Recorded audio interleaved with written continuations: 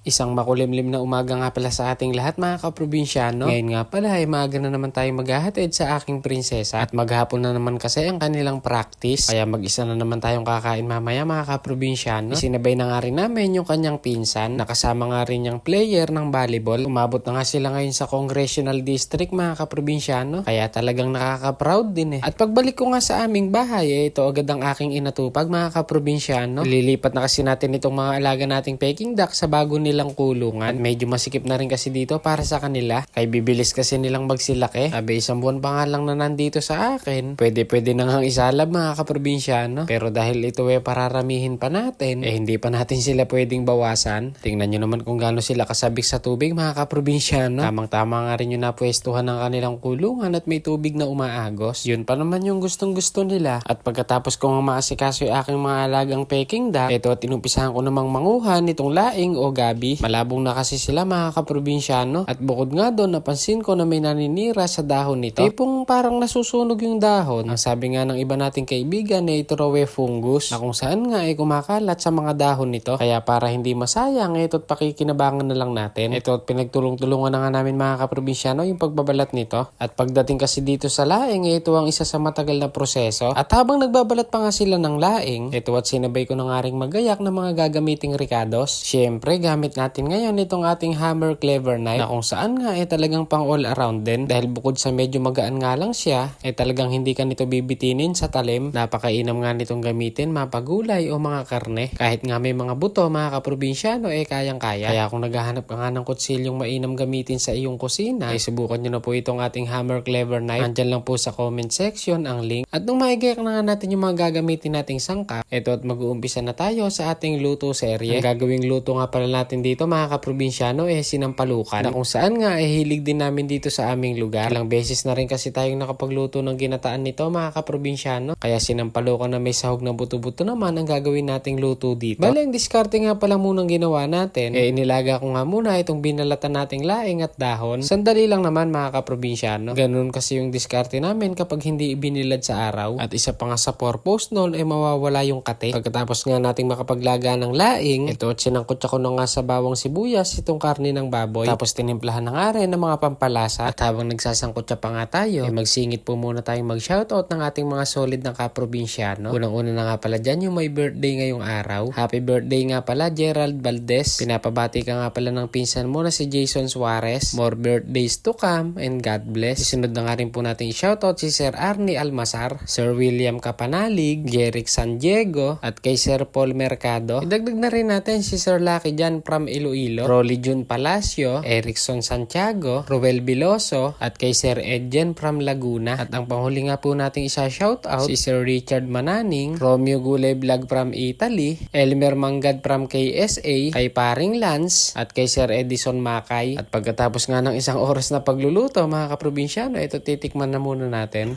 Ito. Pagkaganito na dati nga mga kaprobinsyano, pwede natin tikman yan. Lapot ng sabaw. O tilay sabaw niya na malapot.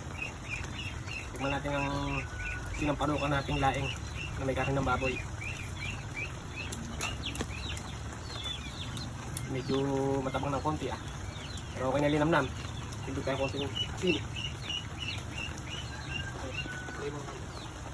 Hindi tayo konting kasi makakapulis. Okay na to. At dahil goods na nga itong lasa ng ating sinampalukang laing, diretso nagsandok na nga tayo at nagbigay sa ating mga kasama. Ayun no, sa plating naman. Ready na ang ating mainam-inam na ulam. Sabi, ano pa hinihintay? Tara po't samahan niyo po akong mananghalian mga kaprobinsyano. Sila may Super Mario at yung aking bayaw kumuha na lang po sila ng ulam. Siyempre bibigyan natin at tulong natin. Nagbalat kanina ng gabi. Sausaw natin mga kaprobinsyano itong bagoong na may nilagang sampalok. Kaya ito yung acid niya. Tsaka sili siyempre. Hindi mawawala yan pag tayo kumakain. Tikman na natin. Tarat-banatan na natin mga kaprobinsyano itong ating sinampalukang gabi o laing.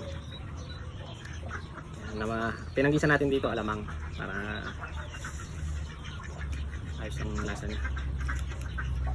Lapot masarap dito talaga kapag malapot yung sabaw niya mga kaprobinsyano. Malapot na sabaw niya dahil sa bunga ng gabi. Kain tayo mga kaprobinsyano. Kain na sili. Kain natin na sili. Yan isa. Yan. Kain po. Nasubo. Nalasin niyo po.